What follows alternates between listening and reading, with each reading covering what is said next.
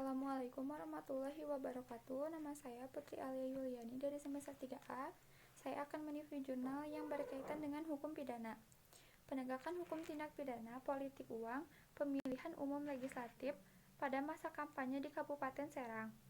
Pengarang oleh Bapak Asnawi, Jurnal Hukum Mimbar Jastitia.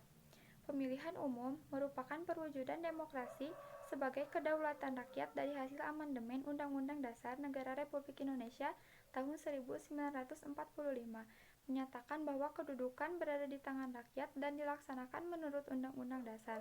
Ditegaskan pula bahwa negara Indonesia adalah negara hukum. Makna dari kedudukan di tangan rakyat adalah bahwa rakyat memiliki kedaulatan, tanggung jawab, hak dan kewajiban untuk secara demokratis memilih pimpinan yang akan membentuk pemerintah guna mengurus dan melayani seluruh lapisan masyarakat serta memilih wakil rakyat untuk mengawasi jalannya pemerintahan berdasarkan fakta yang ada. Pelanggaran politik uang atau disebut juga money politik. Ada masyarakat tidak mau melaporkan kepada Panwas sebagai aparat penegak hukum.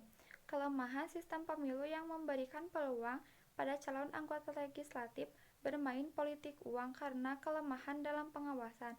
Pelanggaran pasal 301 ayat 1 Undang-Undang Nomor 8 Tahun 2012 yang banyak dilakukan calon anggota legislatif pada masa kampanye adalah politik uang, yang mayoritasnya pada masa kampanye membagikan uang maupun barang pada calon pemilih.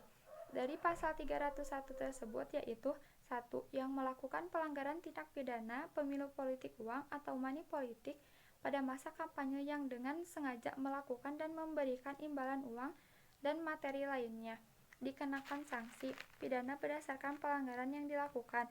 Pelanggaran tindak pidana politik uang pada masa kampanye berlangsung melanggar aturan Undang-Undang Pemilu pasal 300 ayat 1 dan aturan yang dibuat oleh KPU bentuk perbuatan yang dapat dikualifikasi sebagai tindak pidana politik uang pada masa kampanye. Sekian dari saya. Wassalamualaikum warahmatullahi wabarakatuh.